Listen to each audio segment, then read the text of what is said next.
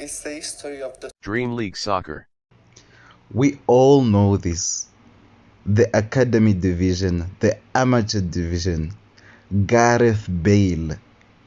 We all remember how great this Dream League Soccer has been, but it started with humble beginnings. So let's talk about the first Dream League Soccer, DLS 2015, or as it's known today, Classic. And that, I believe, is the right name for it, because it even had create a player. That's where we saw that feature being used mostly. I would mostly create my captain as me, basically, and I could name him anything that I wanted. He would usually be the star player on the team. This game had so much flexibility. It had objectives that you needed to complete in every match, every season, things like that. So it always kept you on your toes. Also, the track list was, as usual, Dream League Soccer was amazing. But I don't think at the time there was online, just offline career mode, do your thing. But it was amazing stuff. At the time, people were just like, whoa, I found this game. And that was me. I was just like, whoa, I found this game. And then I introduced it to like all my friends. But I remember the next year, 2016, that's when it really started popping off. Like it changed a bit, but not really. Okay, it did change. Even the engine was different. Even the commentary, I think, was different. Even the divisions, I believe they added 2 or 1 more division to it in 2016. And the wave of 2016 to 2019 was like when Gareth Bale was unstoppable on DLS. If you had Gareth Bale, you were sorted. I used to play my friends every time when, with that Bluetooth thing. Is it Bluetooth or Wi-Fi? I forgot. I used to destroy them, honestly, because I'd been playing the game for so long. It was just natural for me. Alright, when I say that Dream League has built a legacy, it's not an understatement. This is real, because after the key updates in 2016, 17, 18, and 19, we saw what this game could truly be. And the good part of it is that you never lost your progress. Basically, you never lost the players that you had acquired from previous years. Obviously, I'm totally different from everyone else because I kept on deleting and downloading this game. Although if you do that, you can still get your account back, but I kept on resetting the game so that I can always go back to the start. So every time they release the game, I would go back to the academy division, or is it the amateur division, so that I start over again. So I never kept my players, and I didn't have 2 devices, which I could perhaps have like the one that has older, like an account with older players. But feature of keeping your players is really something that kept the fan base happy. And sometimes it led to bad results when you're facing a team that's maxed out. But that leads me to the next point of the Dream League Online.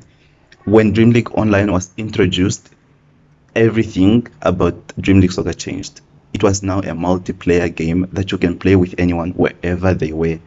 Previously, it was just playing with someone who is on the same Wi-Fi, or basically your friends at home or at work or at school. But it now went to different levels where you can play with people in other areas.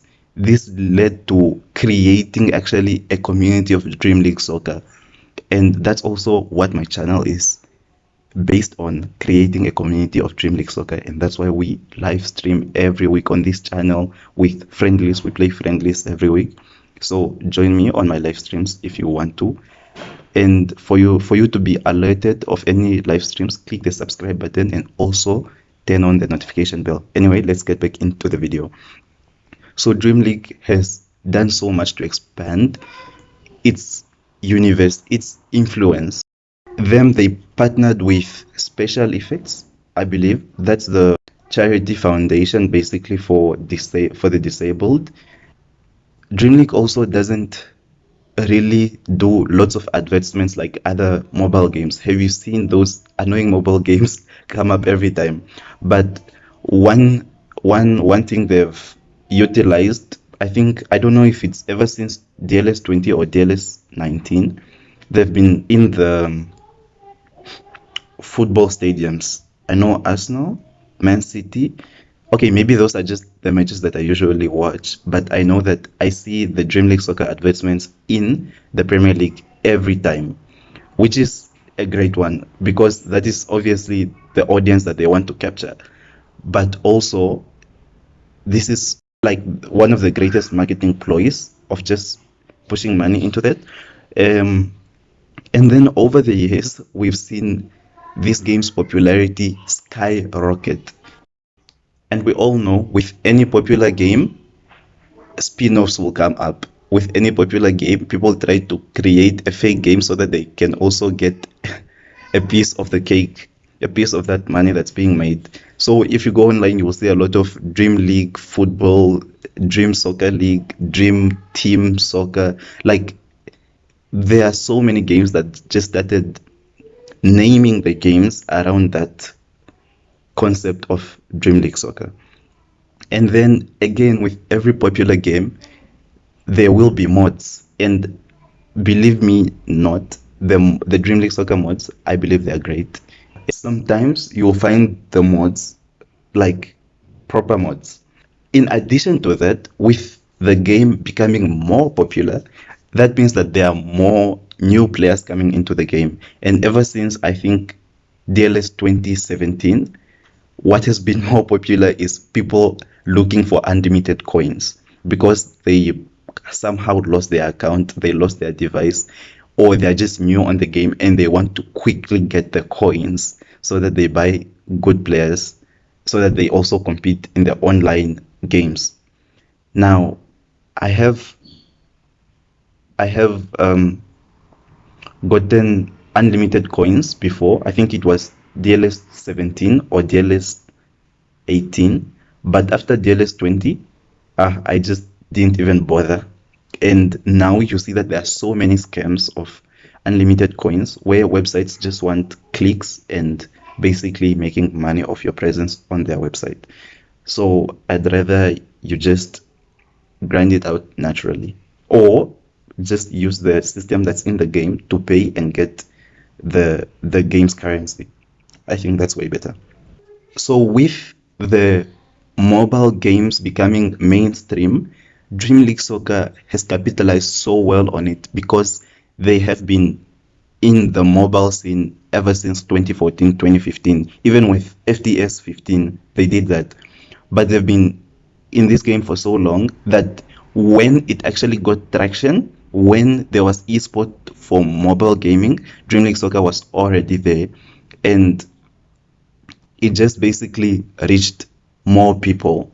Even now with the, how would I say, with not exactly the downfall, but with a lot of criticism that has come on FIFA or EAFC as it's known today, even those people started to notice mobile games like Dream League Soccer and eFootball Mobile. But yes, so that's how they also got to reach new heights by becoming that giant in mobile gaming. If you go on Instagram, you'll see lots of accounts that are dedicated to specific Dream League soccer leagues. Like these are like real life leagues that people compete in like on a weekly basis. So it's like a league that's in Dream League Soccer, and how do I explain it? You basically play against people on different weeks, and then you'll have a league table where you basically get prizes for the winner, and yeah. So it's actually becoming a thing where people are already competing in it. So this is basically the road to it being an official esports community or an official esports scene. We've seen the same thing happen with Call of Duty Mobile, where it has been holding global tournaments, regional tournaments, things like that.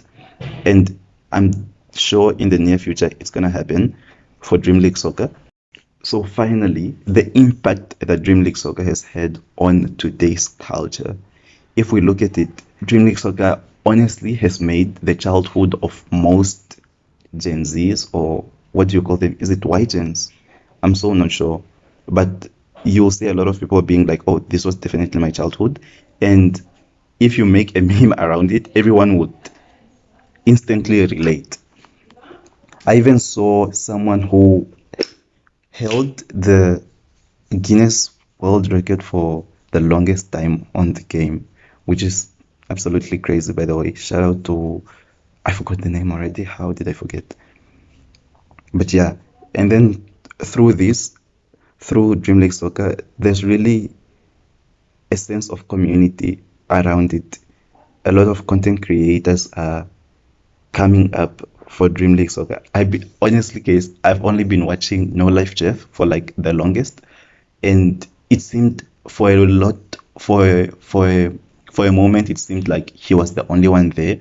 But I believe there's also I don't want to butcher the name, but Costa, I believe he's like the Spanish version of No Life Jeff. But yeah, so Dream League Soccer has a lasting impact and it has a place in gaming history. It has a lasting legacy that it's just unique. The concept that they came up with, and I remember in 2016 or 2017, I wanted to know who the owner of, who the chairman of Dream League Soccer is. Is it chairperson? I think, is it Mr. Chapman? I'm not so sure if it's Charlie Chapman, but it's Chapman, I know.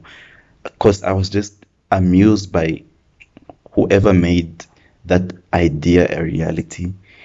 So, yeah, that's it for the history of Dream League Soccer. If I missed something or if you need me to like get into something that's more specific, please let me know in the comments down below. And if you want me to share my thoughts on DLS 25, let me know. Smoke perfume, whiskey and wine, and I'll drink down, no, I'm even blind, for the flesh starts to wiggle my brain. I love the way the girls call my name.